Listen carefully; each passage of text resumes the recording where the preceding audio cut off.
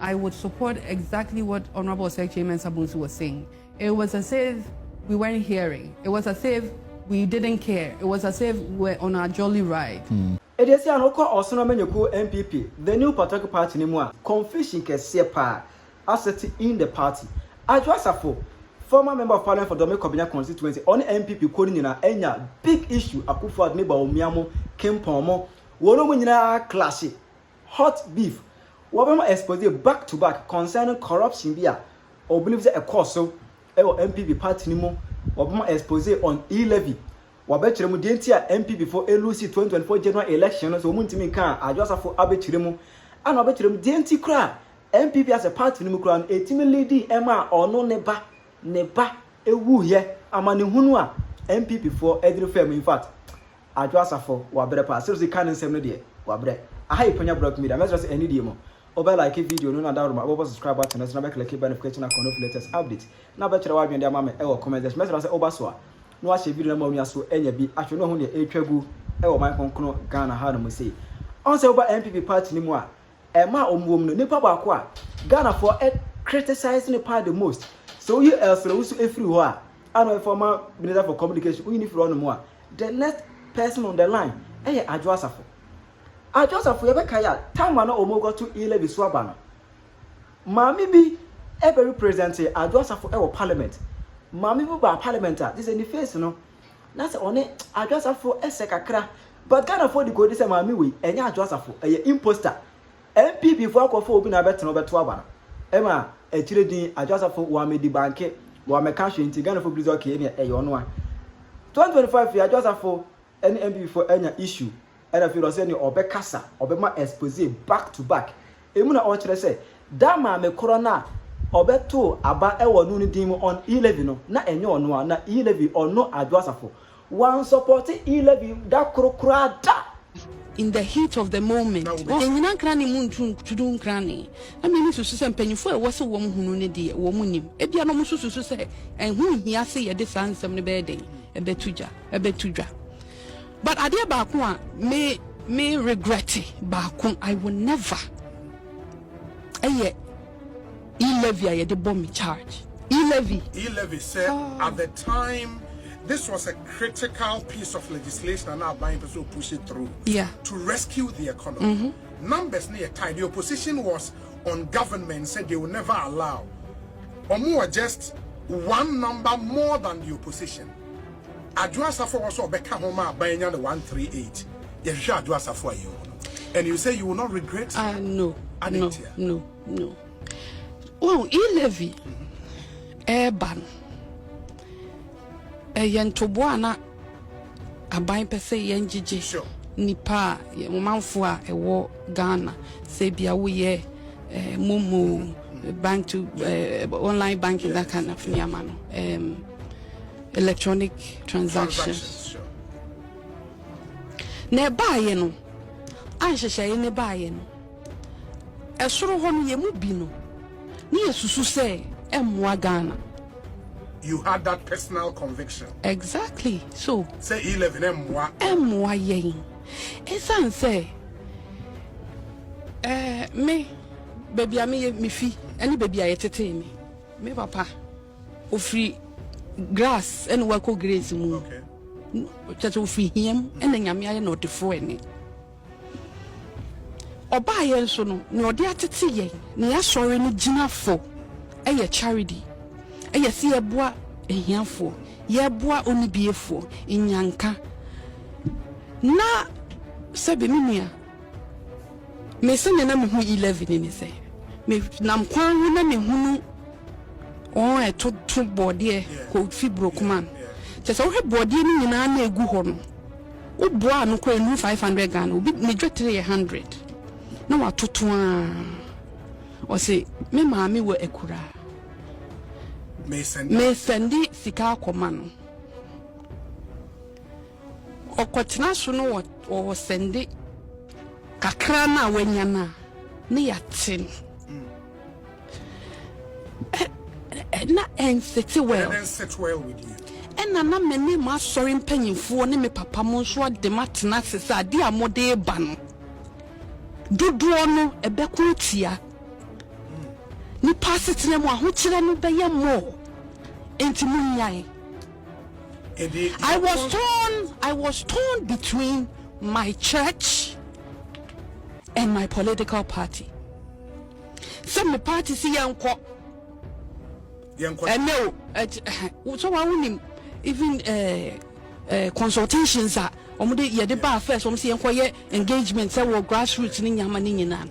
It's where maybe I producing me fee, which is Dominic Binya, which is my papa sorry for, and then my papa sorry. The brain also to one of the brain also sabi, exactly. Omuna ye bodwa omo so na do so wo man ni mu na omo ti ade ya se no mo reducing it to this level kokwa ya to twinning into so awoton na ode ma practice ye fa hwe ne ma me oyare ni ye te no ti ya ye hwa sa de eye ebeku atia. I took a firm decision, say I would abstain. You would abstain from it. Yes, I'll recuse myself. Me recuse it. And then me kadishin yamye no munyam say baby ame papa de me gina wa asori ni mu. If I had gone against that, and can no people accept me wo abusua ni mu. Kwa yen asori na yen asori e abusua. Nti na tisafo for baby safo. And so omo kasa and omo soon e was say yemi soon. And I'm looking forward to that day in our politics Ghana. Obia betimi etine mahye bedwam ho ebe vote because anyese party ahwepe no na mo constituency for ne say your party ade kura na emmoa yetimi vote against that will enrich our democracy. Now say your quality go yen na your quality. But did you make this principled position who catch your party for momo omo say this is why you don't want to be part of the vote?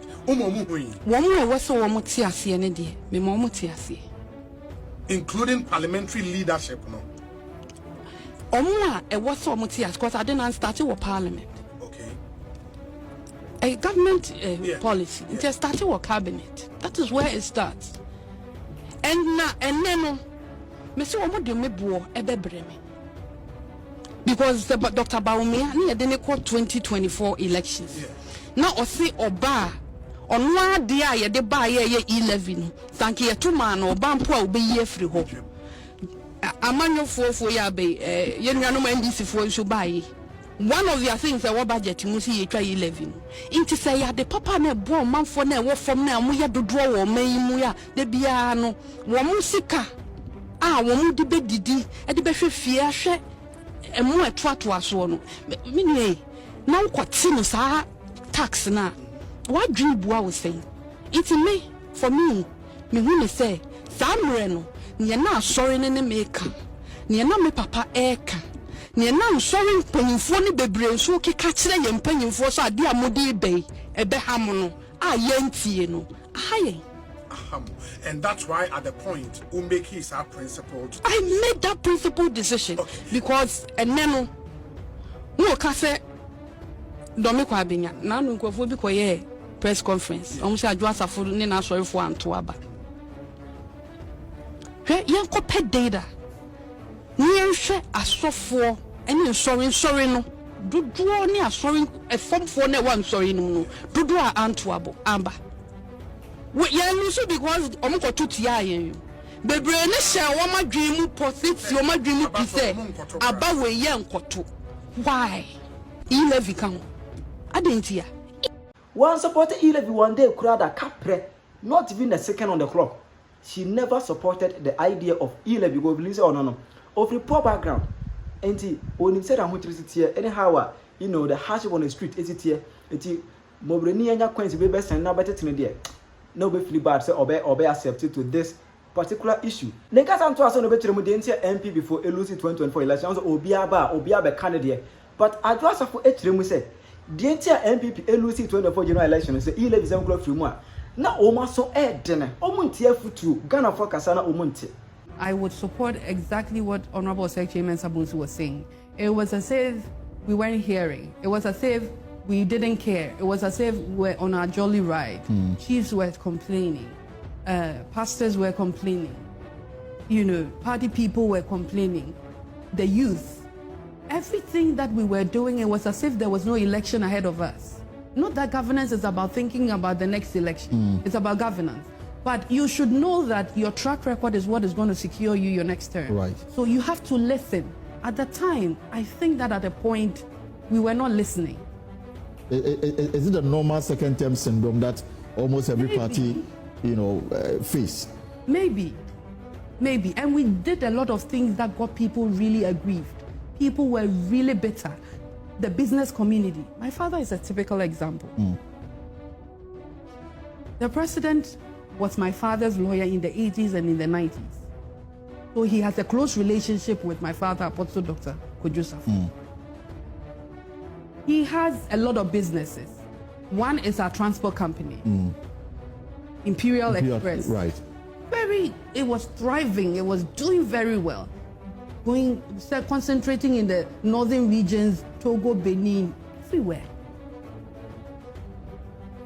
We wake up one morning, and to our utmost surprise, Honorable Henry Quarter brought a team of guys with bulldozers, whether they were, how do they call them?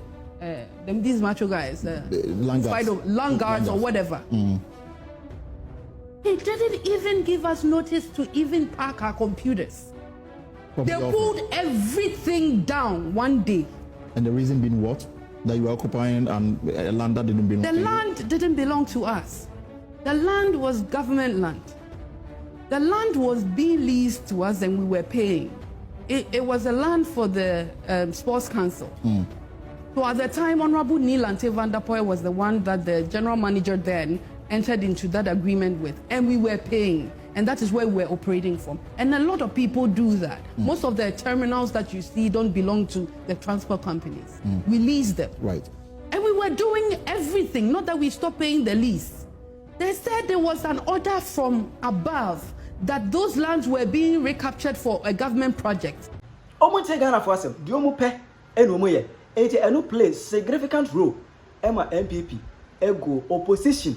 After 2024 general election, Odine Yao Kasemono, and just for every 2 months, I would tell you say, even an MPP party in Mukrano, Neba or one of floor, Akurani we, Emma Neba, Penyah or woman on the Akurani Yare, and all ye woo, in United MPP party in Munti. Menya Majuma Wango Enna Mendi party Yamo. Obi any one more best sorry anopa no wa bompa ya chenya akopɔ se nyame man so hwe nto me kwan mu baby be that sorry man anti asempa ba me so obeka 2020 na mafa ye furu na me de ye campaign sure me kwa wo so me nya me ba emu na ya odi ani mu ana mabakan so yare ye born kese e wo US me bon panyifo na e wo so omuhunu e wa abai mu no me mo obi aso te ye se ade atu mi nie and yes, na kohwe oba nti me ko na maba there's no way omko gina kora ka se Adwoa no kwa na oba yes Adwoa ma sa na te no ye di ho nkomo kora wa ha sa na omka so se kwa on se fe kora de platform awo so kwa wa you dey face obi aso ofre wa wonfa famie da mra ni mu na mafa ye fu 2020 na sabi me mu ayedu na me ho ye me no fe no when you vote, I'm a debra about what Domi Kwabeja 75,000 votes, and I'm a debra party. It is Amreno. Now, Canina mean fire flu, meet me until 20 places are. Mafa your funa, Maya Moreno, now me yet 10, and Numpono me the 75,000 votes and a bread party. Obi, or Tiwanum, the 9 kayan and San Kaye. A Qualabian in the Yaman, we are no fenofe, or Koyan, or Quanji title, one told Edi animguasie na abefi pe eno nukure enka nkyere wo kwame me bayi ya da sori anopa abofre no ontimi nanti ba mu akama intina o de ye mmade ye nisi kakasa o ye kama o se ne na nanti o so papa o se papa oh kwame enti yare de ene so hwe de to ye kwan na ya na me bisa me ho se sei ne ye beye mma e wa amanyo semu a na bia ma no ye be ketewa bi wo mu 275 MPs e wo parliament mu ahe na ye mma esan se ma ne ma bi betu ye kwamu na se ne amu be ye no be ma eme na be ma obi tie akire na ono so ye oba na ni be kemu aka se ono nso no obeye kwa me be am na me ba last one no order to tia no fo anu he oba tampa bein ena ne ba yare eda owo nkwanta so ye de sekan betwitwa no na obeja abofra ne ho se me di post me di MP enti mehwe me ba nanim na magya ne wo ho na ma ba be di me post oba tampa bein se wonye baifu a oba be ne be yes ade oba bia mfa ne ho nhye me shoes ni mu e bi sa ho se nka wo a anka obeye kwa me mofra ne so nyente me pe na me di omkogu wo kwa me eye sacrifice ne bia ma ya ma party ni tina na me mate amano ne na me mete ha 2012 election ne bae okay went ni see one e de call kwa me ne ye kokod ye di na na do achi ni ya kokod proceedings na ya ba me o hana school me mane ko principal ne friend me say obi aba ho so ye driver odidi say o say obefa nkola no e ya mpa ya fa nkola ne manana na me say debi kwa me na to so mienu me tina ho din na me ka say me ye politically exposed omo papa so ye politically exposed inti ebeye nkola ne interest say ye ni abra ye politics no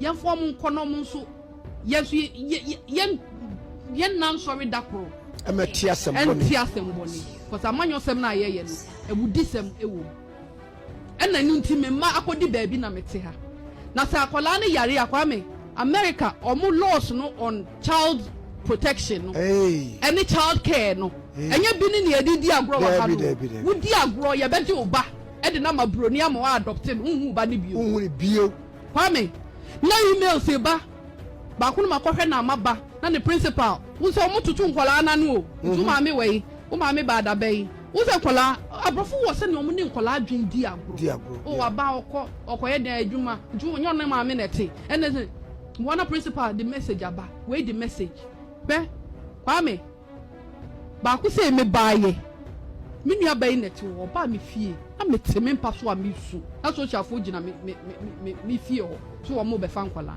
me su say oba sabe wa boda me su say sa o sister ebe ye why ebe ye it me hwe na brofo ni nkasa me nso me nya ba tan pa me hwe me ba ntini ya nye me ba wa abro chire awon ma kra tese sign